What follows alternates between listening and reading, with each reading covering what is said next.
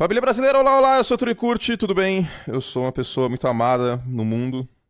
Estou aqui com o Eduardo Miceli, que é minha alma gêmea. O que você almoçou, Eduardo Miceli? Burrito!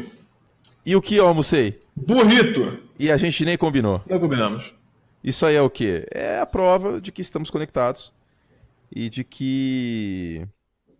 Enfim, a vida é maravilhosa. Hoje, quinta-feira, 6 de dezembro, 1h42 agora, horário de Brasília, eu tô navegando aqui na internet e na plataforma de pesquisa da ESPN americana tem as notas do Thursday Nights em espanhol. Inicia a semana 14 da NFL com o choque entre Jacksonville e Tennessee. Aí o autor do negócio é Hugo Chávez. É o cara lá da ESPN mexicana que escreveu. Então... eu vou falar aqui algumas informações importantes sobre esse jogo. Leonard Fournette regressa tras suspensão de um partido. Deixa eu ver aqui outras informações importantes aqui. Titans han permitido 42 capturas de QB em 2018. O que seria capturas? Será que é sexo? Sex? Eu acho que são sex. Eu diria sex. Não sei menor. O Derrick Henry registrou 90 yardas totales e TD em 3 de 5 partidos em sua carreira versus el Jaguars. Graças a Deus ter ele no Fantasy. Então é isso, vocês foram brindados por uma pronúncia excelente do meu espanhol. Uma coisa assim, digna de Curte Idiomas, que em breve abrirei unidades ao redor deste país. Inclusive, patrocinem a gente, tá? Faz tempo que eu venho te dar essa dica aí para as escolas de inglês. Né? A gente pode até fazer um podcast que é todo em inglês. Aí eu conseguiria, em espanhol eu não conseguiria. Mas a gente conseguiria fazer um podcast todo na língua de Shakespeare. Conseguiria. Não é mesmo? Então, conseguiríamos isso aí. Inclusive, a gente pode pensar até em ampliar horizontes, né? Porque aqui no Brasil já somos primeiro lugar no futebol americano.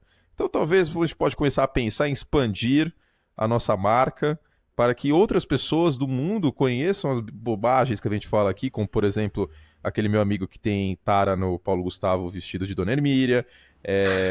Que outros excelentes. O rapaz aí da cocada que vende cocada na frente da casa do Dudu. Grande pessoa. E outros grandes episódios aqui, desses mais de 100 episódios que gravamos. A gente pode levar isso aí, o quê? Internacionalizar este podcast. Um dia, quem sabe. Se você tem uma escola de inglês, patrocine-os que a gente faz um podcast em inglês para você usar na aula de conversation. A gente, inclusive, aceita encomendas. Vocês querem um tópico específico? A questão agrária no interior da Lagoa. A gente faz em inglês e aí a gente tá aceitando para encomenda. Fazemos. Final de ano é brabo. Final de ano é presente pra família. E janeiro tem muito imposto, né? IPVA, licenciamento, IPTU, um monte de imposto para pagar.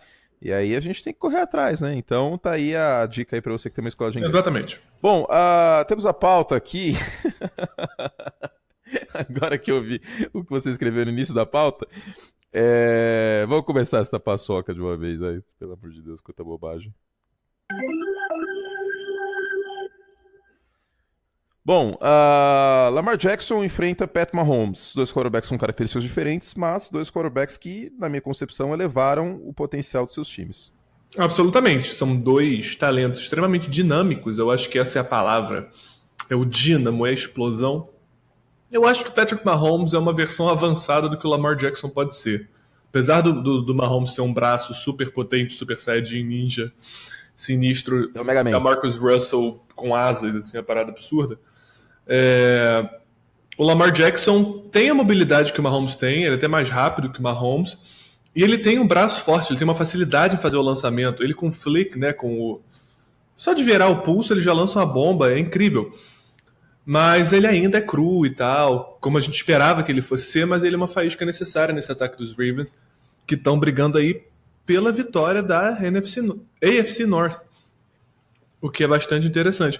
Do outro lado, o Mahomes está pegando um desafio real, desde a bye week, desde toda a questão envolvendo o Kareem Hunt.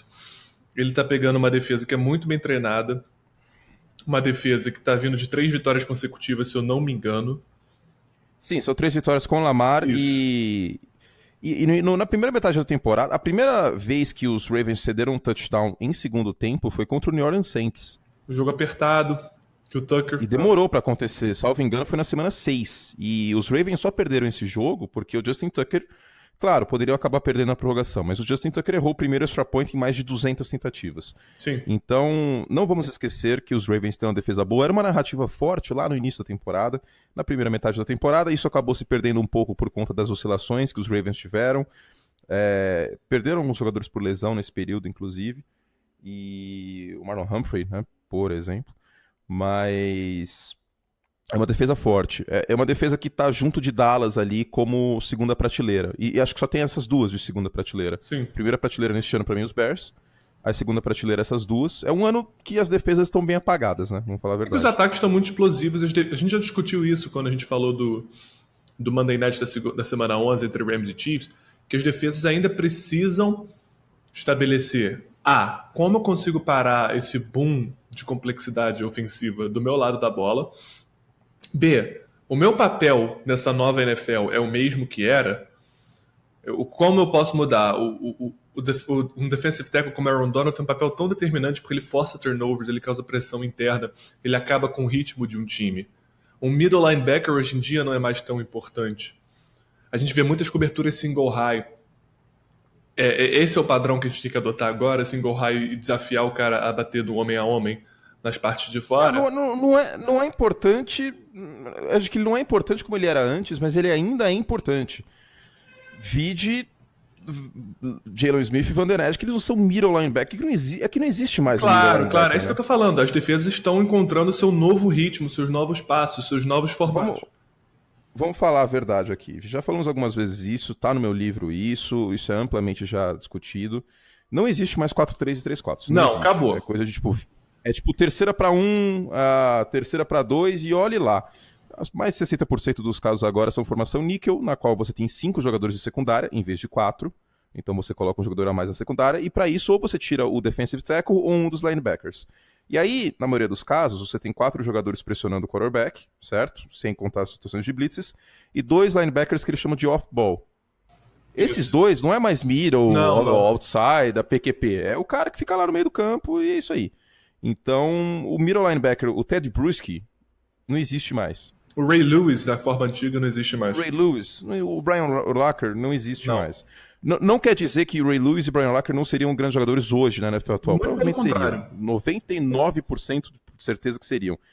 Mas aquele protótipo de jogador que fica no meio da defesa, que é responsável pelo campo inteiro e que tem uma responsabilidade forte em parar o jogo terrestre, isso já não existe mais, porque a gente tem aí 60% das jogadas do ataque em pacote 11, com um tight end, um running back e 3 wide receivers, né? E tem times que usam ainda mais, como os Rams e os Chiefs, esse pacote. Já falamos isso bastante no podcast, inclusive. Só um comentário que eu acho que a denominação 4-3 e 3-4 pode ser útil.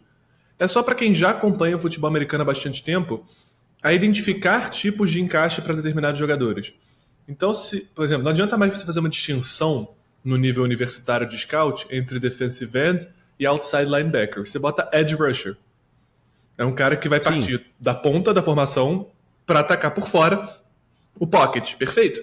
Mas assim, você fala, cara, esse cara seria um fit bom no esquema como outside linebacker. No esquema 3-4, porque ele ataca muito bem em pé, ele não parte do chão tão bem. Para isso eu acho que ainda serve, mas eu acho que é uma coisa que ao longo do tempo vai ser phased out, né? Vai caindo. E montagem de elenco. Exato. Você quer o exemplo maior de que isso aí já não existe mais? Diga. E na época eu ainda me preocupava com isso. Quando o Joey Bosa entrou na NFL, muito se falava que o Joey Bosa era um defensive end de 4-3 em Ohio State, com a mão na terra, portanto, e que no Los Angeles Chargers, então San Diego Chargers, ele não iria render porque ele teria que atuar como outside linebacker sem a mão na terra. Exato, eu lembro. Alguns anos depois, o que aconteceu? O esquema atendeu a necessidade do Bosa. Foda-se. Basicamente, não importou nada. Há 15 anos atrás, isso seria muito importante. Hoje em dia, muito não flexível. é mais. A maioria das defesas usam um híbrido. Eles não usam... ele vai jogar com 4-3 assim o tempo inteiro. São os 2 defensive tackles titulares, os 2 defensive ends e os 3 linebackers. O Mike, o Will e o Sam. Não acontece mais. Porque os ataques estão usando em uma cacetada a maior parte das formações com 3 wide receivers. Você não pode ter um linebacker acompanhando o wide receiver. A não ser que você seja o Pittsburgh Steelers contra o Los Angeles Chargers, que botou o John Bostic em cima do Keenan Allen na terceira descida decisiva da partida. mas isso são de 500. Então a defesa vai sempre atacar, vai sempre ter ali 5 defensive backs nessa NFL moderna. Sem dúvida. Bonito isso, hein? Que início de podcast, hein? Porra, porrada Isso na aí, cara. você que tá começando a ouvir nosso podcast hoje e ficou pistola, que a gente falou um monte de besteira durante os 2 minutos iniciais, tá aí, ó. Tá aí muita teoria tática, muito conhecimento profundo, uma coisa impressionante esse podcast, fico impressionado. É lindo. É lindo. Bom, então vamos seguir a pauta aqui. E a gente, no final das contas, não falou tanto de Lamar e Mahomes, que era o que você Pois separou é. como início de pauta, né? Mas acontece, as coisas fazem parte. Então, vou derrubar essa pauta aí e aí eu vou falar outra coisa importante. Cenário de playoff para a semana 14. Faltam 3 semanas, 14, aliás, 4, né? 14, 15, 16, 17. O New England Patriots vence a AFC East com uma vitória contra o Miami Dolphins em Miami, e é um jogo difícil. E se conseguir, os Patriots se juntam ao Atlanta Braves como únicas franquias em todas as ligas americanas a terem 10 títulos consecutivos de divisão. E o Atlanta Braves nos anos 90 era uma coisa absurda. O Houston Texans garante a AFC South com vitória contra o Indianapolis Colts e uma derrota dos Titans contra os Jaguars. Então, o cenário começa a desenvolver a partir de hoje. Os Texans brigam pelo 3º título de divisão nas últimas 4 temporadas. Antes de 2015, os Texans tiveram 2 títulos de divisão na história da franquia. A franquia começou em 2002, a AFC South nasce em 2002 para acomodar o Houston Texans. Vale lembrar que no período o Tennessee Titans teve equipes competitivas, como por exemplo na temporada 2008, o Jacksonville Jaguars até que era uma equipe razoável no meio daquela década, e o Indianapolis Colts tinha o Peyton Manning. Kansas City Chiefs garante vaga nos playoffs, não a divisão, porque os Chargers estão um jogo atrás, mas vaga nos playoffs, com uma vitória ante o Baltimore Ravens, ou uma derrota dos Dolphins e uma derrota dos Colts. Só isso? Não. Também uma derrota dos Titans. É um cenário um pouco mais complicado para matematicamente os Chiefs estarem garantidos nos playoffs, mas virtualmente já estão. Os Chiefs buscam a 4ª aparição seguida nos playoffs e a 5ª em 6 temporadas com o Andy Reid. Antes da chegada do Andy Reid, os Chiefs foram para os playoffs 4 vezes entre 96 e 2012. Tá aí, então, uma afirmação de quão bom treinador ele é, e a gente já fala isso há algum tempo.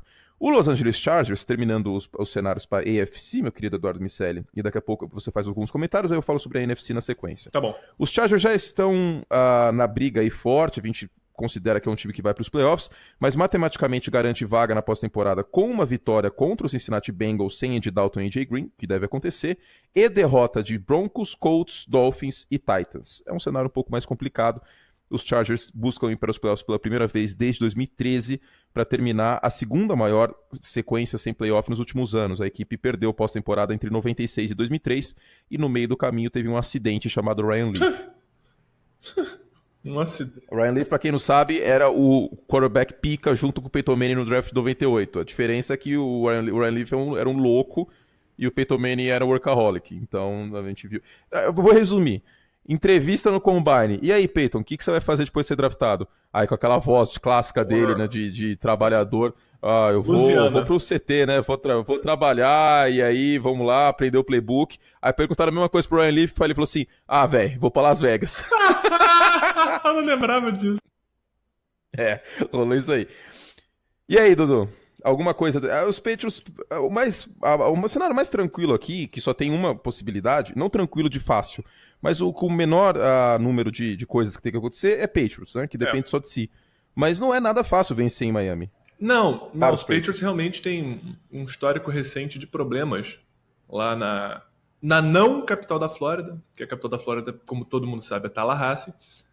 Mas os Patriots asseguraram, eu acho, que a dominância da AFC. Porque a gente está nesse ano, a gente sempre fala assim, a AFC manda pro Super Bowl ou o Big Ben, ou o Peyton Manning, ou o Joe Flacco, ou Tom Brady desde, sei lá, 2002, 2001. É um negócio assustador. Mas esse ano a gente tem as narrativas dos Chiefs com o Mahomes, a gente tem os Chargers vencendo com autoridade, uma parada que a gente ficava apreensivo com o kicker errando nos anos anteriores. A gente tem os Texans com 9 vitórias consecutivas, o time está começando a clicar melhor, a linha ofensiva tem jogado muito melhor. Os Steelers, que sempre são uma potência. E a gente esquece que os Patriots ainda são os Patriots. A forma que eles atacaram o esquema dos Vikings na partida de domingo mostra que jogar em Foxborough é um negócio muito difícil. Então, é que o ataque não tá tão vistoso, não é verdade? O Tom Brady não tá acima de todos como ele sempre esteve. O ataque funciona porque o McDaniels é muito criativo, ele sabe empregar muito bem as peças. Mas é um time dificílimo a ser batido. Vai garantir o 10º título de divisão consecutivo, que Pode não ser agora, pode acabar tropeçando contra os Dolphins, porque historicamente os Patriots têm problema pra jogar lá em pois Miami. é, Né? A gente viu, ano passado o Jay Cutler teve a melhor atuação dele na temporada contra os Patriots no Monday Night. Aliás, o time inteiro jogou bem, o Gronkowski não jogou aquela partida, vai lembrar, mas historicamente os Patriots têm problema para jogar em Miami. Quem não se lembra da histórica partida Patriots at Dolphins de 2008 com a Wildcat aparecendo essa para o foi mundo? histórica mesmo.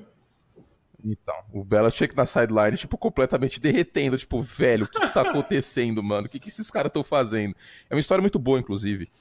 Um dos membros da comissão técnica dos Dolphins trabalhou em Arkansas e o time de college de Arkansas tinha algumas jogadas de Wildcat. Eram basicamente 3 jogadas, né, a formação Wildcats. E aí os Dolphins vinham de 2 derrotas, e aí no voo de volta o Tony Sparano chegou pro cara e falou assim, mano, a gente tá desesperado, vai jogar contra os Patriots esse domingo aí, e aí, o que a gente faz? E essa vitória acabou sendo muito importante, porque sem ela os Dolphins não teriam vencido a AFC East naquele ano, os Patriots naquele ano sem o Tom Brady, vale lembrar também, mas foi histórico. Enfim, só esse contexto. Mas os Patriots vão acabar vencendo a AFC East, é a divisão mais polarizada da liga, tal como a divisão central da Liga Americana no beisebol com o Cleveland Indians. A gente sabia já desde, sei lá, velho, julho, que os Patriots ganhariam. Com o Tom Brady saudável, não tem como vislumbrar uma AFC East nessa temporada sem... E mesmo que o Brady não esteja jogando bem neste ano, como jogou em outros, ele não tá no nível do ano passado, por exemplo. Isso tem que ser dito também, né? E você já mencionou, inclusive, mas isso vai acontecer. Os Texans, para mim, também devem vencer a divisão. Acho. É um pouco mais complicado, né? A Jaguars tem que ganhar, os Colts tem que ser derrotados pelos Texans, então é um cenário só de 2 jogos envolvendo, mas os Texans devem aí vencer a divisão. E os Texans, meu querido Eduardo Miceli, brigam pela bye pela semana de folga, Vivíssimos. Né? Isso aí tem que ser dito também. Tem 2 coisas que a gente tá dando meio que como certo, assim, Patriots e Chiefs vão ter a bye e, aliás, 3 coisas que a gente tem que endereçar aqui nesse podcast, que são as minhas challenge flags essa semana. Estou roubando o quadro do The Ringer na cara dura. Patriots e Chiefs vão ser a semana de folga da Conferência Americana. Não acredito que isso seja 100% possível, porque Patriots ainda joga contra os Steelers e tem os Texans na parada brigando. E os Chargers. 2, os Chiefs... e os Chargers, que é o 2 agora. 2, Chiefs já venceram a divisão. Também não é 100%. Chiefs e Chargers ainda se enfrentam este ano. E 3, Pittsburgh Steelers já ganhou o AFC North. Isso já falamos no último podcast. Os Ravens estão a 1 jogo e estão chegando. Pois só não estão iguais em retrospecto porque os Steelers empataram com os Browns na semana 1. É só por isso, senão os dois estariam 7-5, se tivesse perdido no caso, né? Claro. Mas a AFC está com um cenário bastante interessante, concordo muito com seus desafios. E só para encerrar o assunto AFC, saíram os nomeados do prêmio Walter Payton do ano. Que é o Darth Vader no uniforme dos caras. Todo mundo pergunta, o que é aquele cara? É o Walter Payton quando ele usava ele usava aquele casacão na sideline. O Walter Payton é um dos melhores running backs da história da NFL, foi campeão com os Bears em 85. MVP em 77, de longe, melhor temporada de um jogador da história da NFL. Não queiram comparar com nenhum outro MVP, porque os Bears eram o pior time da divisão naquele ano, e o Walter Payton, eu vou refazer a frase. Nunca houve um jogador que carregou um time nas costas como o Walter Payton em 77. É sério, procurem. Por favor, procurem. Eu não estou sendo clubista, eu juro por Deus. É uma coisa inacreditável que ele fez naquele ano. Sabe quantos Pro Bowlers os Bears tiveram ali ofensiva naquele período? Nenhum. Eu nem lembro o nome do quarterback. Aliás, os Bears nunca tiveram quarterback presta, né? O Trubisky já com 1 ano e meio, e o Trubisky nem é isso tudo, já é um dos melhores quarterbacks da história dos Bears. Os Ravens, rapidinho, perderam para os Steelers no primeiro confronto e ganharam no outro. Aliás, ganharam no primeiro confronto e perderam no outro. Então, no primeiro critério de desempate está 1-1, e aí depois seria a classificação dentro da divisão como o segundo critério de desempate. Então, olho neles. Desculpa, meu amor, te interrompi. Falha. Só queria começar uma campanha para o Blake Bortles ser o Walter Payton Man of the Year esse ano. Ele é o indicado de Jacksonville. Tá. Ele é o indicado de Jacksonville. Tá. Só queria falar isso mesmo, que eu achei bacana. E o pior é que ele tem uma fundação bacana em Jacksonville, total. Né? Muito bom. Muito bom, né? Fala do NFC aí que eu tô curioso. Vamos lá, então, a cenários de playoffs da Conferência Nacional. Os Rams já garantiram vaga na pós-temporada, inclusive é o único time matematicamente garantido e o único time que já venceu a divisão, no caso a NFC West. Os Rams brigam pela folga na primeira rodada, nessa semana 14, e garantem a folga, não a cabeça de chave 1 necessariamente, mas a folga com vitória contra o Chicago Bears no domingo. O New Orleans Saints garante a NFC South com vitória contra os Buccaneers ou derrota do Carolina Panthers. O New Orleans Saints garante vaga na pós-temporada com derrota do Philadelphia Eagles, do Washington Redskins e do Minnesota Vikings. Então, e se ele ganhar a NFC South, ou seja, né, garante também a vaga nos playoffs como campeão de divisão. Mas pelo menos o wild card os Saints garantem com esse outro cenário aí. Derrota de Eagles, Redskins e Vikings. Os Eagles jogam contra os Cowboys, lembrando, no domingo, daqui a pouco Belo falar sobre jogo. isso. E temos cenários também de... NFC é isso só. Temos cenários, tipo, se os Bears ganharem dos Rams, nada muda na vida dos Bears. Tipo, se os Bears ganharem dos Rams, os Vikings perderem pros Seahawks, nada muda. Ainda há uma chance de Minnesota. E agora temos também cenários de eliminação. O Oakland Raiders e o San Francisco 49ers já estão matematicamente eliminados. O New York Jets está eliminado com derrota ou vitória de Baltimore. O Jacksonville Jaguars está eliminado com derrota e vitória de Baltimore. Então, não é ou. Então tem diferença. Oração coordenada, né? Vamos lá. Buffalo Bills está eliminado com derrota e vitória de Baltimore. Cleveland Browns está eliminado com derrota e vitória de Baltimore. E o Arizona Cardinals está eliminado com derrota. Por que os Ravens aparecem tanto aqui? Porque os Ravens, nesse momento, são um dos wild cards da Conferência Americana. E aí, caso vençam e esses times que eu falei percam, eles não conseguem alcançar mais Baltimore. E tem os Chargers na briga também, né? Exato. É isso. É isso. Porra, bonito, hein? A NFC South é do Saints. Também acho que vai ser, não vejo outro cenário. Não tem como. Por mais que tenham 2 jogos entre Panthers e Saints aqui ainda, a temporada dos Panthers já subiu no telhado. Acho muito difícil que os Rams não tenham folga na primeira semana. Os Bears teriam que ganhar aqui, ganhar todos os outros jogos e New Orleans tropeçar. Não vejo isso acontecendo. Inclusive, domingo eu sou Bears desde criancinha, por causa do Sidney jogando pro Saints. A gente vai torcer junto, que delícia. E... O que mais que eu ia falar? Não sei. É isso, né? Sobre playoffs, rapidamente, é isso. Estamos passando informação, porque aqui tem informação. Cara, eu gosto muito do mês de dezembro, porque ele traz, né, as conclusões das ligas de fantasy. Natal. É esse clima das pessoas estarem mais tranquilas nas ruas, eu acho. E, tipo, estarem... vamos fazer aí o recapitulação do ano e criar... Mas o Carioca tá sempre tranquilo. Não há nem um pouco verdade. O Carioca tá sempre tranquilo. Inclusive... Cara, imagina que da hora... Eu sei, quando eu tava na escola, morei praticamente minha vida inteira em São Paulo. Quando eu tava na escola, assim, eu lembro que minha aula começava às 7h, acabava às 1h20. Eu olhava assim pro lado, porque baita de um calor em São Paulo, eu estudava do lado da Avenida Paulista, então ainda mais calor lá, porque tem um monte de prédio, fica uma bolha de ar quente. Aí eu virava assim pros meus brothers e falei assim, mano, imagina se a gente estudasse no Rio de Janeiro, velho, a gente estaria tirando o time pra jogar um futevôlei agora. Isso não acontecia? De vez em quando a gente saía da aula e ia na praia, mas... Aí, que coisa maravilhosa. Mas depois, isso quando a gente era muito novo, né? Depois que começou a ensino médio que tinha aula à tarde, isso a gente saiu de colégio. E aí não tinha muito como ir pra praia. Mas eu nunca fui um cara muito praia, apesar de eu gostar, eu acho que minha preguiça me vence mais do que eu vou à praia, sabe?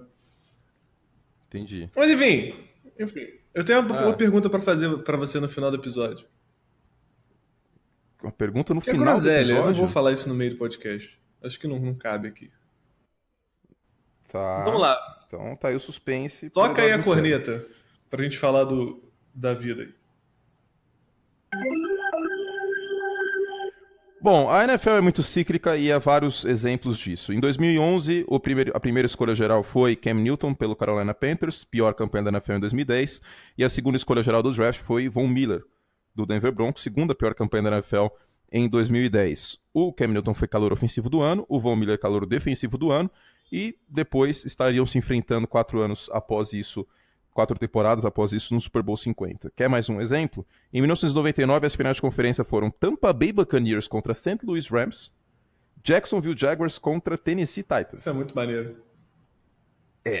E nas décadas posteriores, os 4 times como um todo, agora os Rams estão voltando, mas não estão nem perto do que eram naquela época. Mais um exemplo, Em janeiro de 2017, Green Bay Packers e Atlanta Falcons se enfrentaram no Georgia Dome, um estádio que não existe mais, brigando por uma vaga no Super Bowl 51.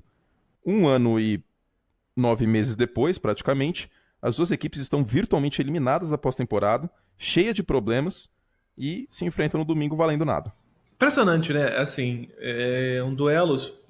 Inclusive, a galera do site estava muito empolgada com o prognóstico do Matt Ryan em 2018.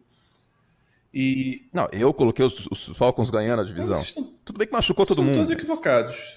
Quem vai acertar sou eu. Todos vocês colocaram Falcons. Mas você foi clubista. Eu fui assim.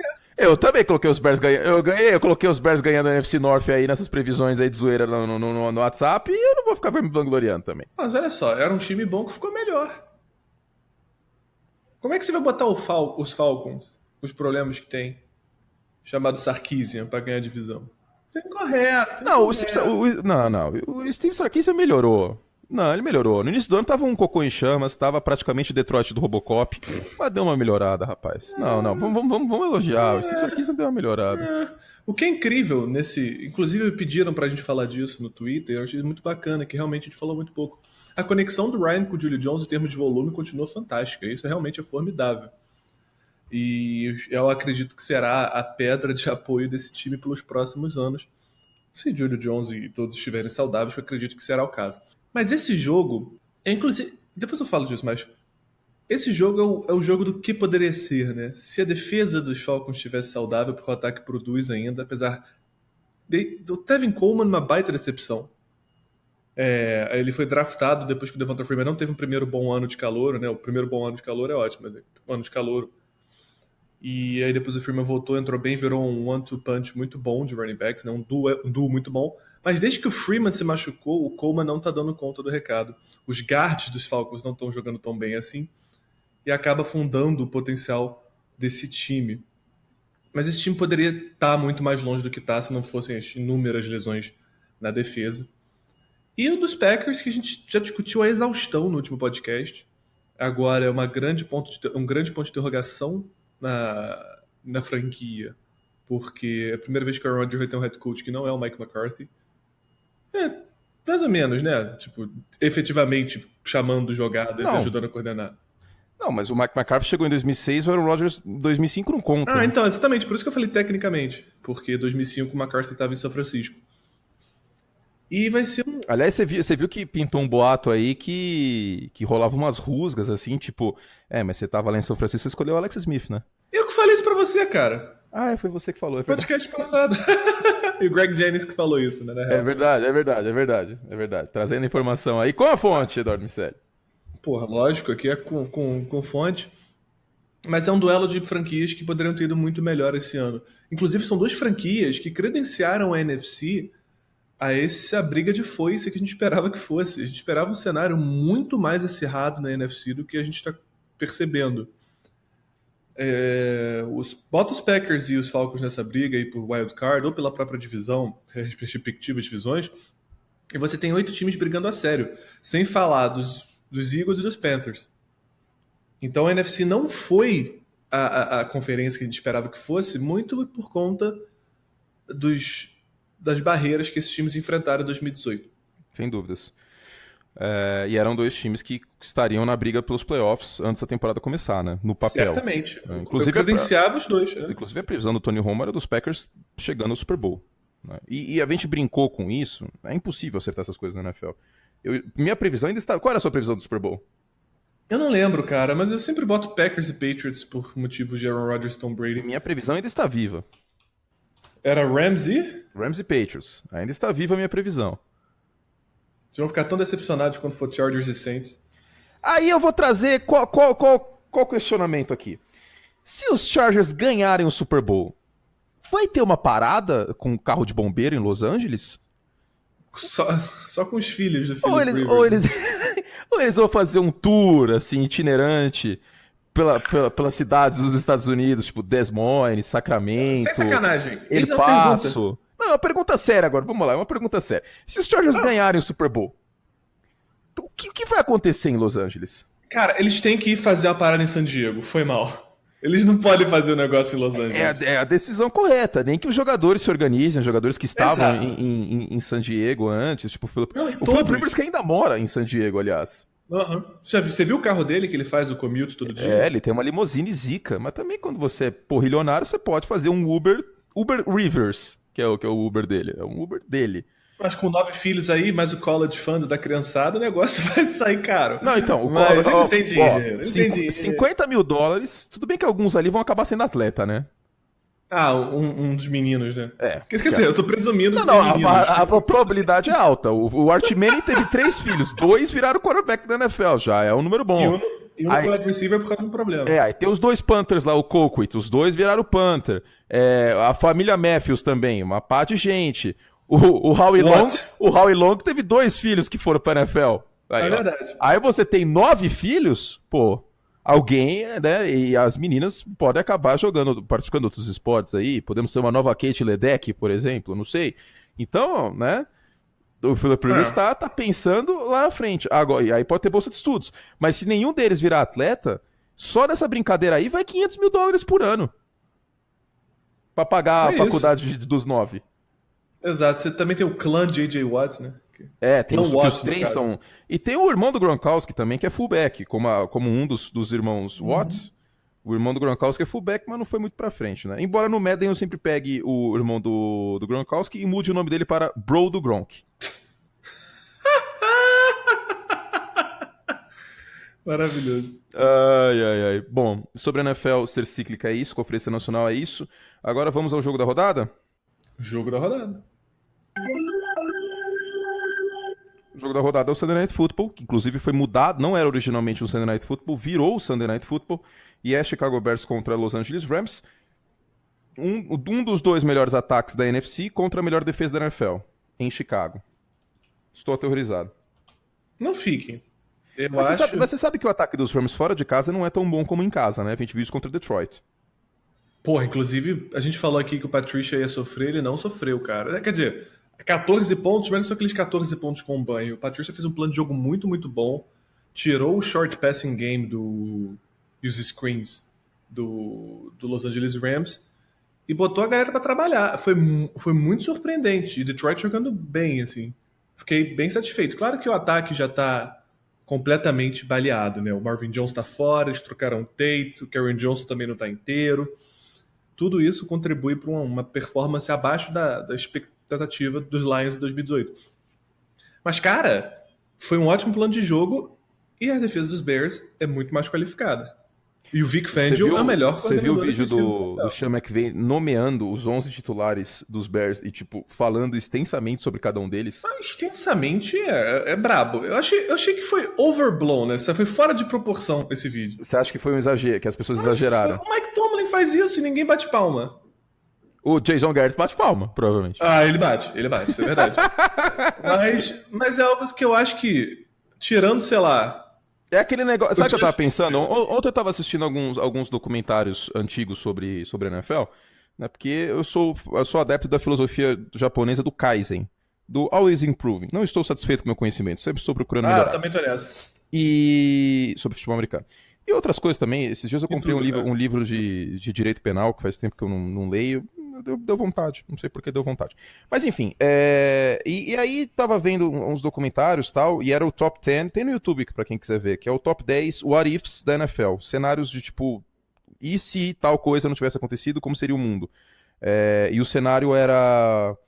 E se o Johnny Unitas não tivesse saído dos Steelers para o Baltimore Colts? O que teria acontecido? Aí teria dado um puta de um efeito borboleta, provavelmente os Steelers não teriam sido a pior campanha da NFL e por tabela draftado o Terry Bradshaw, talvez o Chicago Bears teria pego o Terry Bradshaw, ia ter Gale Sailors, Dick Butkus e Terry Bradshaw, e os Bears teriam sido bem melhores nos anos 70, e com isso talvez não teriam pego o Walter Payton, então é uma coisa muito louca. E aí eu fiquei pensando, todo mundo fala que o Johnny Unitas era bom pra cacete, mas quantos jogos do Johnny Unitas as pessoas viram? Não, cara, eu pesquisei o que dá, então, não, sabe aquele senso comum de, tipo, foi muito falado, é uma verdade, mas, tipo, foi muito falado e repetido, e aí as pessoas tomam isso como verdade. O Johnny Unitas é um grande jogador? Sim, claro, mas, tipo, mas eu fiquei contestando e pensando comigo mesmo. E a questão do Sean McVay é isso também. Tipo, ele é um puta de um treinador? É, mas qualquer coisa que ele fizer agora vai ser potencializado. Total, é o caso, o caso Radiohead. Se eles cagarem um disco e botarem pra tocar, as pessoas vão falar, porra, o Tom York é um gênio, caralho, sabe? Então, merece, merece. Mas a gente tem que ler com um pouco mais de parcimônia e menos paixão. Claro, claro. Não, Estamos e assim, apaixonados, né? E Johnny Unitas é um dos grandes quarterbacks, mas pra mim não é um dos 5 melhores da NFL. Muitos vão falar, mas pelo que ele fez, dane-se pelo que ele fez. Eu não quero saber. A minha opinião é que ele é top 10. Ele é importante, foi o primeiro grande signal caller da história da NFL. Ah, Otto Graham, não queiram. Não queiram. Ah, Sammy Baum, não queiram, ok? Por favor. E só pra terminar, eu assisti jogos do Johnny Unitas a muito custo pra achar em torrent, mas eu assisti. é brabo mesmo. E com imagem horrível. Dudu, Pois não. voltando a Bears e Packers depois desse devaneio. Bom devaneio. Bears e Packers não, ó, tô pensando à frente. Bears e Rams. Não podemos esquecer que esse jogo tem os dois candidatos a jogador defensivo do ano. A gente já sabe quem que vai ganhar e merecidamente. Mas Obviamente, a gente sabe. os dois contratos mais gordos, é ótimo, mais gordos também, né? Aaron Donald e Khalil Mack assinaram os dois contratos, os maiores contratos defensivos da história da NFL em dias seguidos nessa temporada. O Donald tem 86 milhões de dinheiro garantido e o Khalil Mack 90 milhões de dinheiro garantido e vale, né? Inclusive eu tava pensando esses dias como que eu poderia contribuir com o Chicago Bears para pagar o salário do Khalil Mack. Eu Bom. queria fazer parte disso. Eu não sei, se os Bears abrirem uma vaquinha, eu vou doar. Vaquinha online, galera, estamos mal de grana. Por favor, nos ajudem. Khalil Mack acabou com o banco. Seria um grande absurdo um time do terceiro maior mercado dos Estados Unidos estar mal de grana. Ah, lógico, não. Chicago Bears é uma franquia imutável, no sentido que eles são uma entidade ali no coração de Illinois. Mas Obrigado, fiquei emocionado com essas palavras. Eu, respeito aqui todas as franquias. Mas você vê aquele assento de privada laranja e você começa a tremer. Porque é muito histórico. Eu gostava muito do urso. Essa é a minha forma de protestar, que não é mais o urso. O que? O logo? É. Mas o logo nunca foi aquele urso, a cara do urso só. Aquele sempre foi o logo secundário. Mas é ele que tem que ser. Não, concordo. Eu acho muito mais bonito que aquele C que parece uma tampa de privada. Laranja. Que assim, para as pessoas É não... feio. É Eu feio. não gosto. Eu não gosto do logo dos Bears. Eu não gosto. É um C estilizado. Eu acho uma bosta também não comparado ao urso. Que é muito mais legal. Que nem o golfinho de capacete dos Dolphins, que eu sinto muita saudade. Que era É muito melhor do que aquele golfinho... elegante. Sei lá, velho, é um golfinho sem olho, velho. É tipo, compara. Inclusive no último jogo, os Dolphins colocaram o logo do golfinho de capacete. Cara, é um golfinho. Para e pensa. Que parada anos, tipo, século XX. Que coisa maravilhosa. Como o mundo não tinha regras. O designer falou, velho, vou colocar o capacete nesse golfinho. Aí ninguém virou e falou assim, mano, mas golfinho não joga futebol americano. Foda-se, vamos colocar o capacete no golfinho. E aí, tipo, é muito mais legal. É muito mais legal. Inclusive, na época do capacete no golfinho, no Orange Bowl, tinha uma piscininha numa das endzones com um golfinho. Cara, o mundo é muito... Isso tem que voltar. Por que não tem uma piscina com um golfinho no sei lá qual que é o nome. Qual que é o nome atual dessa porra desse estádio que sempre muda? É isso. Hard Rock Stadium. Por que, inclusive, tá aí a denúncia que o Hard Rock é da tribo Seminole e tem Florida Seminoles, que pediu autorização pros caras, e eles são rivais de Miami, que joga no estádio com o neme. Isso aí tá errado. Gente, essa denúncia. a gente foi muito longe agora no Eu tô devaneio. trazendo essa denúncia aí, porque como que pode o time ser a tribo Seminole ser dona do Hard Rock e patrocinar o rival, cacete? E de certa forma, tô trazendo minha indignação aí, parece que eu tô bêbado, mas eu não tô. Eu tô agitado hoje, porque eu comecei a falar. Tá vendo que eu tô tentando, sair do assunto Rams e Bears o tempo todo? Porque eu não quero falar sobre isso. Mas... Eu tô completamente aterrorizado com o que vai acontecer nesse jogo. Não, mas eu não tô aterrorizado. Vai ser um teste para os dois times, no grande sentido. Os Rams vão pegar a grande capacidade defensiva da liga, que são os Bears, em todas as partes do campo, tá? Não é uma linha defensiva que é só boa, uma secundária que é excelente. Tudo é muito bom. Me lembra, em termos de completude defensiva, os Jacksonville Jaguars do ano passado. Eles são bons em todos os lugares. A secundária dos Jaguars do ano passado melhor que a secundária dos Bears deste ano. Com certeza. Mas... O Akiem Hicks está jogando uma barbaridade. O Roquan Smith tem uma habilidade de cobertura gigantesca. Como era projetado antes do draft, como o próprio Sean McVay exaltou agora nessa entrevista dele. E há muito tempo eu falo bem do Akiem Hicks, Sim. inclusive. Né? Sim, certeza. Ele foi de Saints, foi dos Patriots e nunca foi o jogador que ele é hoje em Chicago. Também por fatores que sempre cercam o jogador. O jogador está no melhor lugar que ele pode estar em termos de comissão técnica de defesa. O Vic Fangio dá muita confiança para ele. Ele tem muitas boas peças ao redor. Não é que os Patriots não tenham isso, eles têm isso, mas às vezes só bate, só encaixa. É da ordem do inexplicável no futebol americano e em todos os esportes. Às vezes um jogador não está jogando bem em um lugar, vai para outro, a mudança de áreas faz bem e ele se torna aquilo que ele poderia ter sido desde o princípio. E, cara, eu tô muito animado. Eu acho que os Rams já enfrentaram um plano de jogo defensivo como eles não tinham enfrentado até agora na semana passada. Crédito aqui pro Matt Patricia. E vão enfrentar agora uma defesa que tem vai ter um plano de jogo muito bem encaixado, vai beber da fonte do que o Patricia fez semana passada, com jogadores melhores. Então vai ser um baita desafio pro Jared Goff, baita desafio pro Sean McVay. E, cara, eu tô animado. O Sean McVay sofreu ano passado contra o Sykes, também era uma das melhores defesas. E agora vamos ver como é que ele vai contra uma das melhores defesas em 2018. Bom, Aaron Donald e Khalil Mack. O Donald tem pelo menos 2 sacks em 3 jogos seguidos. O último jogador a fazer isso foi o Simeon Rice na defesa histórica do Tampa Bay Buccaneers de 2002, com 5 jogos seguidos. E o último jogador antes do Aaron Donald a ter em 3 jogos seguidos, Khalil Mack em 2015. O Khalil Mack tem 1 sack e 1 fumble forçado em cada um dos 4 primeiros jogos dele da temporada. Foram 5 sacks e 4 fumbles forçados naquelas partidas. E defensivamente a gente tem que ficar de olho nos dois. E na última partida, o Khalil Mack de novo isolou um jogador de 150 quilos com uma mão só. Né? No caso, foi o Nate Solder. Trubisky deve jogar. Existe essa expectativa. E, O Chase Daniel, e ele deu um salto. Sua mãe subiu no telhado. Não quero falar desse cara. Vamos fingir que ele nunca aconteceu na minha vida. Ai, meu Deus do céu. Eu tô criando coragem pra ver o condensado de Bears e Giants, cara. Eu não vi ainda. Só vi os highlights. Eu vi os highlights e fiquei puto, mas é o único jogo importante que falta eu ver da última semana no Game Pass. Eu tô criando coragem. Talvez hoje eu vá correr na esteira, aí eu vou colocar no iPad e aí eu vou ficar com raiva, aí eu vou correr melhor, talvez. Não sei, é uma ideia que eu tive. Trubisky e Goff com novos head coaches no seu segundo ano de NFL, né, o Trubisky entrou um ano depois do Goff, mas em seus segundos anos eles tiveram um head coach novo. E ambos com uma produção bem melhor em relação à temporada de calouro. Né? O Trubisky melhorou 43 pontos em QBR, que é aquela nota de 0 a 100 que a ESPN americana dá, que é o rating, e o Goff melhorou 37 pontos. Trubisky e Goff com novos head coaches, os Rams tiveram um salto de 15,9 pontos por jogo, comparado ao Jeff Fisher com o Sean McVay, e os Bears 12,2 pontos por jogo, com o Matt Nagy. Bastante. Impressionante, né? E um valor muito importante do Trubisky, que diferencia ele do Chase Daniel, com o Chase Daniel os Bears fizeram 25 pontos por jogo, e com o Trubisky 29,4, 4 pontos a mais. E isso pode ser explicado também pela habilidade do Trubisky em correr. Ele é um dos 3 quarterbacks com mais jardas terrestres nessa temporada, vale lembrar. Só o Cam Newton tem mais, salvo engano. Faz tempo que eu não vejo a estatística, mas com certeza é top 3. E então é um elemento a mais. Vamos ver se ele vai continuar saindo do pocket, porque, queira ou não, tá com o ombro dodói, né? Então isso é algo pra gente ficar de olho. E os dois times têm running backs com impacto, né? Claro, o Todd Gurley muito mais completo e melhor do que o nosso querido Terry Cohen.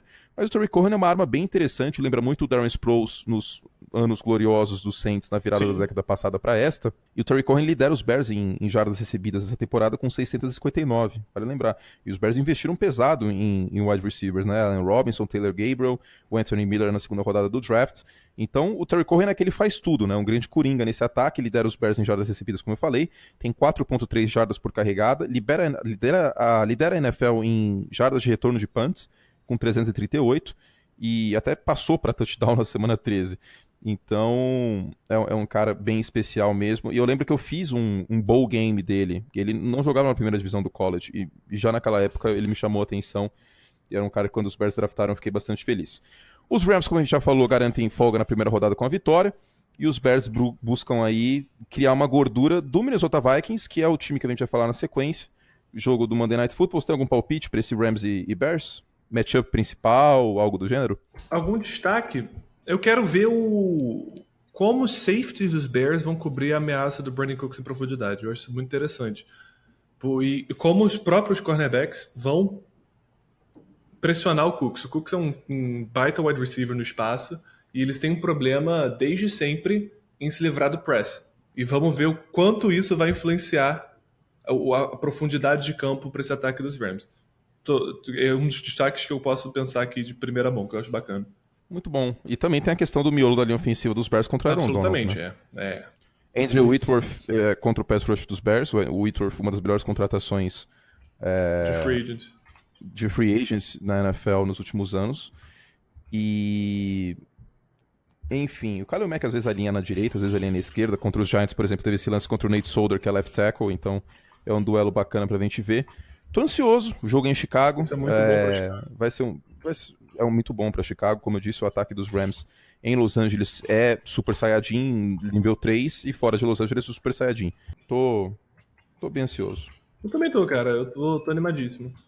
É isso sobre esse jogo, sobre essa partida. Vamos ficar de olho também no Trubisky contra a defesa dos Rams, porque não é uma defesa em altíssimo nível tirando o miolo, né? A secundária vem sendo um problema, acho que dá pra falar isso, né? Tem potencial, sim. Nosso meninão Marcus Peters também, se vai ser queimado ou não. Estamos de olho. 46 minutos de podcast. A gente lembra a vocês que lá na loja do Pro Football tem desconto especial para nossos ouvintes. Basta usar o cupom PODCAST, tá bom? Tem boneco Funko, tem camiseta, tem moletom, tem mochila, tem boneco, tem um monte de coisa lá. Produtos oficiais da NFL, também tem as camisetas Pro Gear, tem as camisetas que a gente faz engraçadinhas, Jared Goff, etc. Vou pensar algumas camisetas novas aí no futuro próximo. Então não deixe de entrar em actionshop.com/profootball, ok? E aí com o podcast você tem mais desconto. E o cupom qual que é? Podcast, PODCAST. E também tem o nosso Pro Clube, né, querido Eduardo Miceli, que são mais podcasts. A gente fez nesse início de semana um podcast amplo com o que fazer e o que não fazer para os playoffs do Fantasy. Eu estou nessa última semana de temporada regular do Fantasy brigando pela liderança e pela seed número 1 da liga do ESPN League.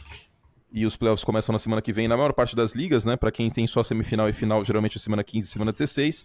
Então não deixe de assinar nosso site para esse conteúdo e muito mais conteúdo, como por exemplo uma análise tática por semana, o Davis também escrevendo sempre e recaps dos principais jogos do domingo em profootball.com.br/assine, oferta especial com 30% de desconto, ok? No plano anual, dê uma olhada lá. E aí você que gosta do nosso trabalho, você pode ter mais podcasts, pode ajudar a gente a pagar as contas e principalmente os impostos em janeiro, que os impostos em janeiro são cruéis. É isso, então... Né? Novamente os links, profootball.com.br/assine, para você que quer assinar nosso site.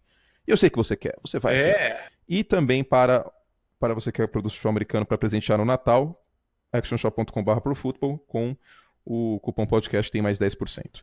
Dudu, último jogo da semana é Vikings e Seattle Seahawks, e a gente tem que falar do Russell Wilson, que para fantasy não tá brilhando, mas cara, ele tem números incríveis. Por exemplo, deixa eu tocar a corneta aqui, né, pra separar o negócio. Quarto da NFL em 2018 com 29 passes para touchdown e tem a menor separação de seus recebedores no ano em média, 1.9 jardas. E então tem números incríveis. O Pat Mahomes está com uma separação média de 3.8 jardas dos seus recebedores para os defensores. O Andrew Luck com 32 touchdowns, 2.9. O Drew Brees com 30 touchdowns, 2.9. E o Russell Wilson com 1.9. Então, Isso tem que ser dito que ele está com uma mira fantástica neste ano. Está completando 43% dos passes em janelas estreitas, terceira da NFL.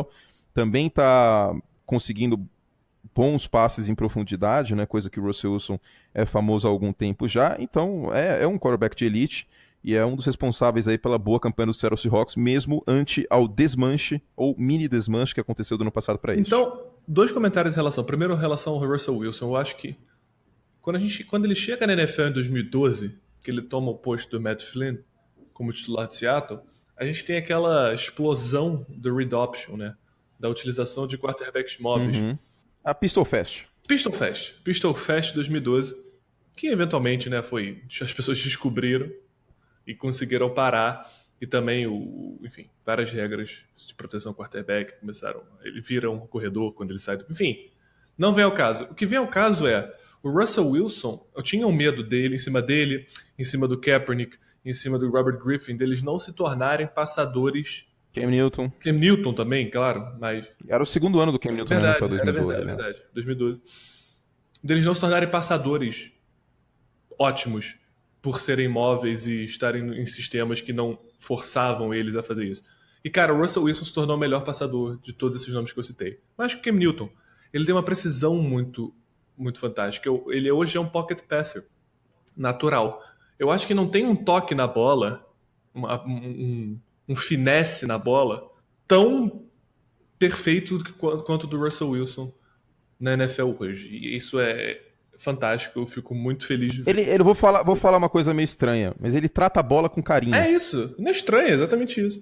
Então, ele tá sendo tão eficiente, ele não tá tendo um volume gigantesco, mas ele tá conseguindo pontuar, ele tá conseguindo botar as bolas nos espaços certos.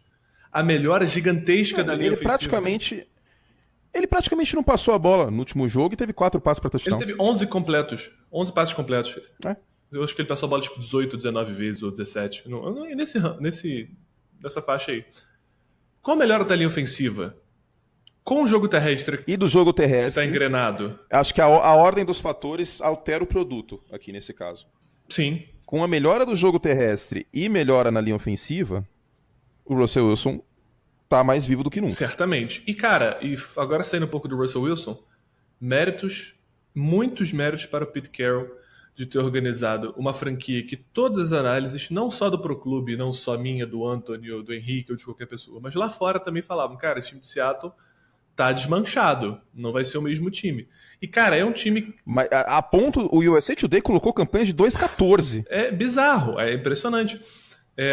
Pete Carroll faz um trabalho magnífico desde que ele chegou em Seattle, e isso só se mostra esse ano, quando a identidade desse time, que era a Legion of Boom, não existe mais. O Earl Thomas, que é o último dos moicanos lá, saiu, machucou. Não tá mais. Então, cara, é formidável ver o Bobby Wagner sendo a identidade nova dessa nova era, o Russell Wilson virando, de fato, o rosto da franquia, porque ele estava sempre ao lado lá da Legion of Boom, né? O Russell Wilson de um lado, Boom do outro. Agora é o Russell Wilson e o Bobby Wagner, um de cada lado. Aliás, o Bobby Wagner é um cara subestimado que tem que ser mencionado cada vez mais. Ele é muito, muito bom. É nível Luke Kuechly. Esse cara, ele era subestimado por conta da secundária que o time tinha anteriormente e ele joga demais. Vamos lembrar aqui como que é a secundária do Seattle Seahawks hoje. Shaquille Griffin, Brad McDougall, Tedrick Thompson e Trey Flowers. Não é o Trey Flowers dos Patriots, esse é Trey Flowers, não Trey Flowers. E, cara, tô jogando bem, velho. Demais. Estão jogando bem. Tem o Frank Clark também. Lembrando sempre que o Frank Clark tem um episódio de violência doméstica aí, tem que trazer essa informação. Na linha defensiva, que faz um bom trabalho também. E o Bobby Wagner no miolo da defesa inteira, como no papel inside linebacker. E, cara, é um time que é bem treinado. Acho que essa é a definição. O Seattle Seahawks é um time bem treinado e demonstra que treinador importa na NFL. Se você coloca o Jeff Fisher no Seattle Seahawks, vê o que acontece. Ia ser um desastre. Absoluto. O Russell Wilson está a um passe para touchdown de ter a terceira temporada na carreira com pelo menos 30 na temporada. Teve 34 em 2015 e no ano passado. O Russell Wilson liderou a NFL em touchdowns no ano passado. E ninguém fala isso. Perfeito. Ninguém fala isso. O Russell Wilson vem de 2 jogos fantásticos. Em volume, não. Em fantasy, não. Até, acho que é por isso que também não falam muito. Mas o QBR dele, a nota de 0 a 100 da ESPN americana, foi de 90 nesses 2 jogos, pelo menos de 90. Então, quer dizer, tem que ser falado. Agora sobre o jogo terrestre. O Seattle Seahawks lidera a NFL em jardas por jogo nessa temporada, são média de 148,8. Depois do ano passado, seu 23º. Isso ajudou o time inteiro no ataque. Os anos gloriosos do Seattle Seahawks no início da década foram com o jogo terrestre forte, então se reencontraram dessa forma. E sobre o Bobby Wagner, só rapidamente, ele está a um tackle de ter a 7ª temporada seguida com 100 tackles. Eu não gosto do tackle como estatística, mas é mais uma medida que nesse caso em específico, contextualizada, a exemplo do que eu já vou falar sobre vitória de quarterback, para o outro lado desse confronto do Monday Night, é mais uma estatística que corrobora a temporada fantástica que Bobby Wagner faz. Perfeito. Do outro lado, já falamos, Minnesota Vikings tem 0 vitórias. Minnesota Vikings e Kirk Cousins, 0 vitórias, 4 derrotas e 1 empate contra times que entram a partida com 50% de aproveitamento ou melhor. Sim. Os Vikings ganharam de Cardinals, 49ers, Jets e Raiders. Sim. Tô te ouvindo, eu quero ver onde você vai chegar. Eles têm 6 vitórias e 1 derrota contra times com 50% ou menos de aproveitamento. E 4 derrotas contra times com campanha positiva. o Seattle Seahawks tem campanha positiva. Em horário nobre ou em jogo de audiência nacional, como foi o jogo da semana passada contra os Patriots, o Kirk Cousins tendo um desempenho oscilante. John DeFilippo, coordenador ofensivo, foi bem criticado no plano de jogo do domingo passado, embora tenha ido bem contra o Green Bay Packers. Esse jogo é definitivo para aura do Minnesota Vikings? Responde a pergunta que eu tô pensando. O que eu penso. Repete a pergunta. Esse jogo, ele é uma tatuagem? Tipo, o resultado desse jogo vai ser uma tatuagem pro resto da temporada de Minnesota? Entendi Porque o que você pode quer dizer. perder e Tá. classificar mesmo Pode, assim. pode. Tipo, aquela marca no gado, sabe? Se perder e o Kirk Cousins tiver 2 interceptações, por exemplo, e em momentos-chave, ou, enfim, o Russell Wilson tiver uma partida fantástica contra uma defesa que no papel é boa. Mas que não é tão dominante E aí? quanto ano passado. Cara, eu acho que esse é um... A gente fala isso o tempo inteiro, e é mais um jogo de imposição para o Minnesota Vikings. Eles foram muito dominados pela defesa dos Patriots. O Adam Thielen foi marcado com cobertura dupla o tempo inteiro. E eles não conseguiram manter um ritmo ofensivo que deveria manter com as peças que eles têm. Tudo bem que o Stefan Diggs estava baleado e tal. Mas, cara, contra Seattle... eu esqueci onde o jogo é. É Seattle ou não? É em Seattle, e o Minnesota Vikings neste ano tem, considerando só horários noturnos, tá? Sem contar esse jogo da Fox na semana passada, que na prática é um prime time, mas eu não vou contar. 1 vitória e 3 derrotas em prime time neste ano. Perfeito. E a primeira vitória veio contra os Packers no domingo retrasado. Então, cara, eu espero que seja uma boa atuação ofensiva daquelas que não tirem dúvidas. É um teste grande fora de casa contra o time credenciadíssimo para ir para a pós-temporada. E, cara, você tem que competir contra os melhores. E se você não tiver competitivo enfrentando esses times, você vai one and done nos playoffs. Você vai jogar uma e vai para casa. E eu acho e tenho certeza que o Minnesota tem pessoal, tem comissão técnica para fazer um plano de jogo que não se perca nessa ascensão de Seattle.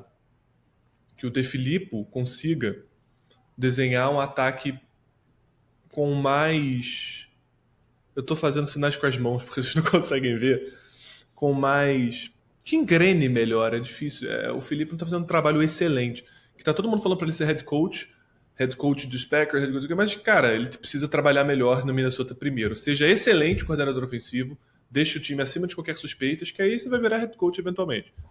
Mas o Felipe precisa fazer um baita trabalho, porque esse jogo é crucial para as percepções de Minnesota no restante da temporada e nas próprias pretensões de pós-temporada da equipe. Sem dúvidas.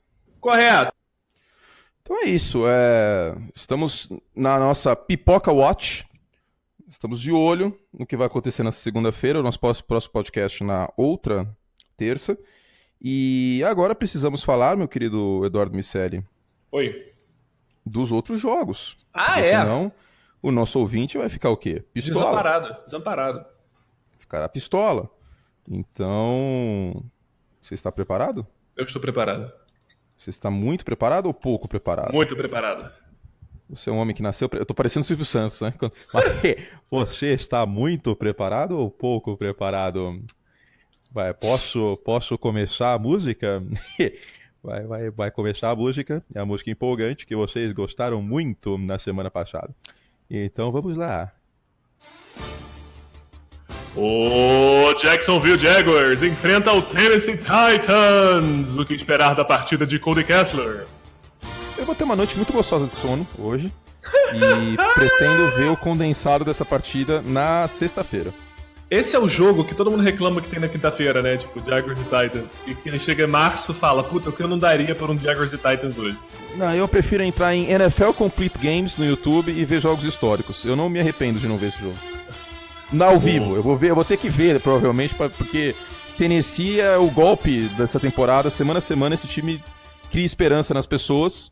Como já falei no Twitter, é aquela pessoa que joga um charme em você, quer pegar você, aí você dá em cima dela, aí vocês dão uns beijinhos na boca, mas aí até o negócio crescer e virar outra coisa, ela não quer mais. E justifica com o horóscopo. Esse é o Tennessee Titans, eu não caio mais nesse golpe. O New York Jets viaja com Sam Darnold enfrentar Josh Allen no duelo de calouros. E aí? Tá valendo o emprego do Todd Bowles, né? Vai Se ser perder de difícil. novo pros Bills com... eu posso deixar uma constatação aqui? Deixe. Por que o Russell Wilson e o Cam Newton as pessoas falam que é running back que lança e o Josh Allen não? Deixa aí a pergunta. Questionamento. O Carolina Panthers vai enfrentar Baker Mayfield e companhia no First Energy Stadium em Cleveland. Vida ou morte, né? Vida ou morte, eu tô curioso pra ver a defesa do Carolina Panthers com o Ron Rivera sendo responsável pelas chamadas, né? Isso Tirou vai ser esse uma poder grande do Eric Washington. Vamos Isso vai ver ser bem agora. interessante. Sim. O Falcons... Você falando dos Falcons. O Indianapolis Colts vai até Houston enfrentar Deshaun Watson e seu formidável tamanho. Eu tava no bonde dos Colts sem freio, mas eu tô bem assustado com o que eu vi no domingo. É culpa do Andrew Luck? Talvez, mas os recebedores não conseguiram separação nenhuma, cara. Sim. Eu tava vendo a câmera Ultimate View desse jogo, foi uma partida fantástica da secundária dos Jaguars. Que assim, não é a mesma defesa do ano passado, mas pontualmente ela vai te entregar jogos fortes, como contra os Colts e contra os Steelers.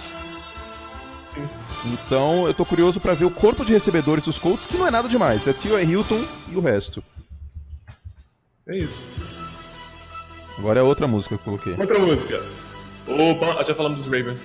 O New England Patriots, também já falamos.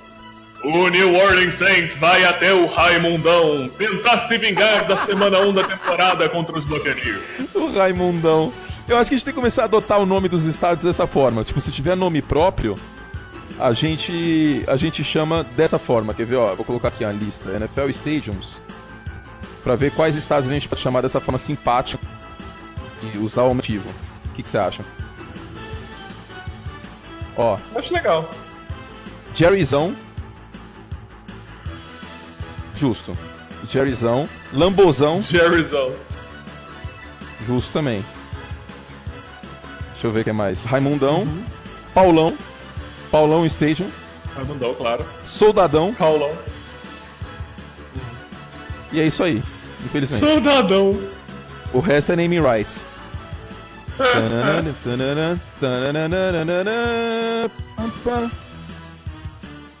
O New York Giants vai enfrentar o Washington Isso, Redskins E de Josh Mark Johnson. Sanchez.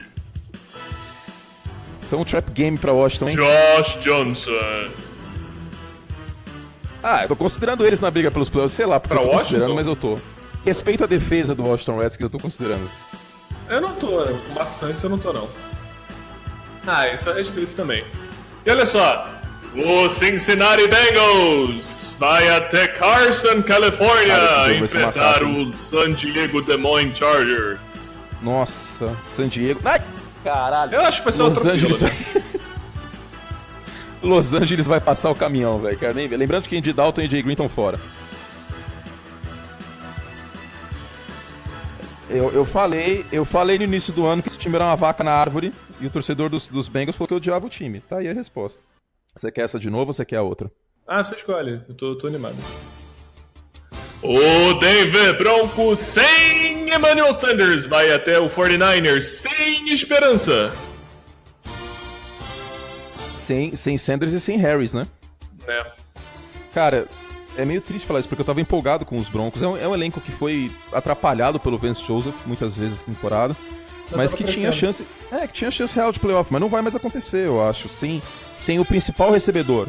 Com todo respeito ao Cortland Sutton, mas sem o principal recebedor e sem o principal jogador da secundária. Tipo, não é mais a mesma secundária que era em 2015, tá? Sobrou só o Harris e o Harris machucou. É isso. Eu tô bem preocupado, porque o Kyle Shanahan é o tipo de jogo que o Kyle Shanahan vai querer se provar, tipo, pro ano que vem, sabe? Tipo... Aliás, os 49ers com um festival de lesões também, né? Tá um mar. Não para. O Detroit Lions vai até Glendale, Arizona, enfrentar Josh Rosen e seu magnífico nariz. Um jogo interessante pra ver a pegada dos Cardinals depois dessa vitória contra os Packers, hein? E ver o quanto evolui esse ataque dos Lions, né? Agora que eles estão com menos pressão de fazer alguma coisa, já que eles estão 4-8, né? Vamos ver se eles aproveitam pra incrementar alguma coisa aí diferente. Vamos lá, tem mais 2 jogos, hein? Tá preparado? Pra falar sobre eles? Não, preparado eu não tô. Eu tô falando só, tipo, drops aqui. Antes que alguém fale que a gente tá falando pouco e tá despreparado, blá blá blá. Não é isso. É que a gente tá soltando só uma linha sobre cada jogo, tá? O Philadelphia Eagles vai até o Jerryzão enfrentar os poderosos Dak Prescotts. O time agora virou Dallas Prescotts. Eu ia falar Cowboys, aí eu fiquei confuso, eu falei Dak Prescott. Não sei tá mais pra Dallas X, né? Sim. Dallas X, Dallas Van Der Esch. Dallas Jaylons. Ou Dallas Coopers. Dallas Coopers também. Gente, cara, é batalha ofensiva.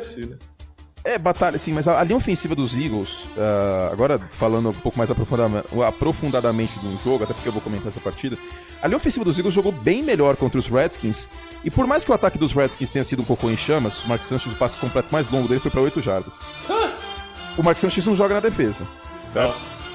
E eu gostei do trabalho da linha ofensiva de Filadélfia, talvez pela primeira vez do ano inteiro. E foi uma força do time no ano passado, a gente não tinha visto dessa forma neste ano. Então, tô curioso para ver o pass rush dos Cowboys, que é bom, com Lawrence e amigos, contra essa linha ofensiva. Acho que esse é um matchup que ninguém vai falar.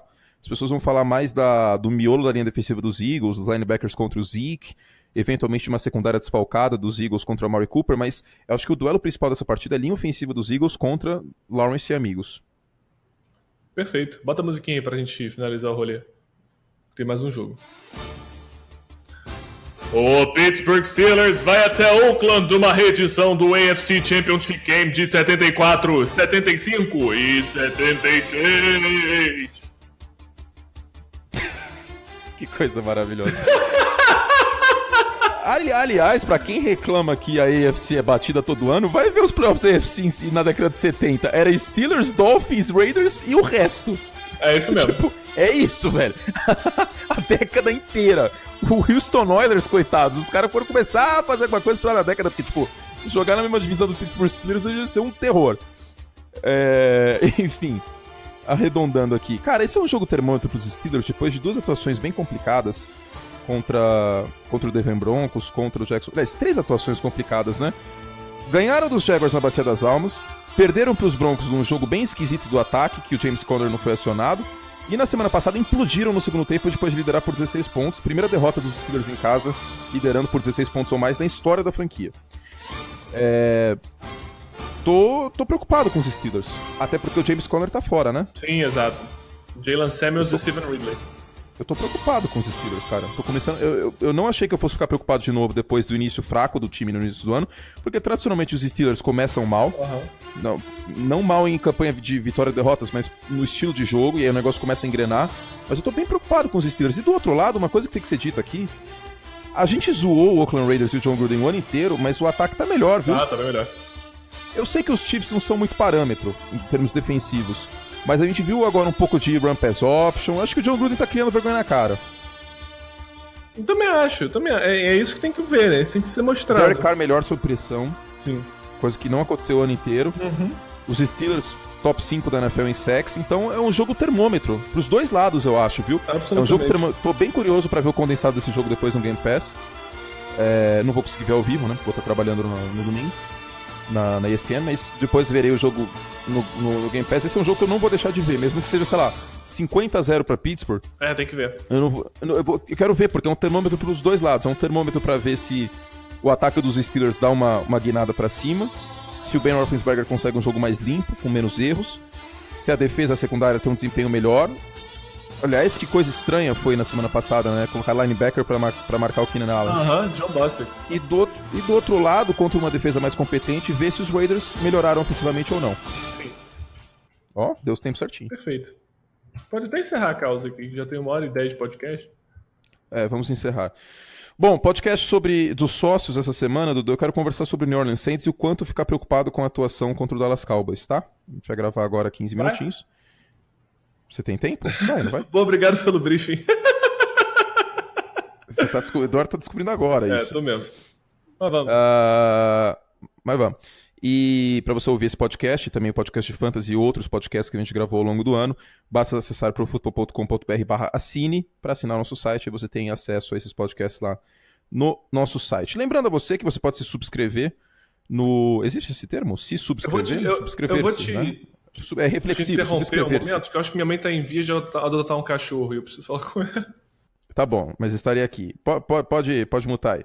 E em nosso podcast, em vários aplicativos. Muito obrigado a quem recebeu o reporte do Spotify ao longo do ano, do que mais ouviu. Muita gente marcando a gente, porque foi o podcast mais ouvido por essas pessoas nesta temporada, neste ano de 2018. Muito obrigado pelo carinho. Você pode ouvir nosso podcast no Spotify em bit.ly/podcastNFL ou no próprio Spotify procurar pelo nosso aplicativo, pelo nosso podcast. É só procurar pelo nome do podcast, ou por só NFL, ou pelo meu nome, Anthony Curti, pelo nome do Eduardo também aparece. Então não deixe de ouvir e se inscrever lá no Spotify. É de graça, lembrando, esses podcasts abertos. Também estamos no Deezer, no Pocket Cast, no iTunes, no aplicativo podcast iOS. Inscreva-se no nosso podcast, porque o aplicativo te avisa quando tem episódio novo e você fica fidelizado, certo? Fizemos todo o estrago que podíamos. Eduardo Miceli, que está conversando com sua mamãe. A gente volta então na terça-feira para falar sobre Vikings e Seattle Seahawks, com o prêmio Pipoca da semana, com outros quadros aí que eu estou pensando novos, para o recap da rodada. Um beijo carinhoso para vocês e até terça.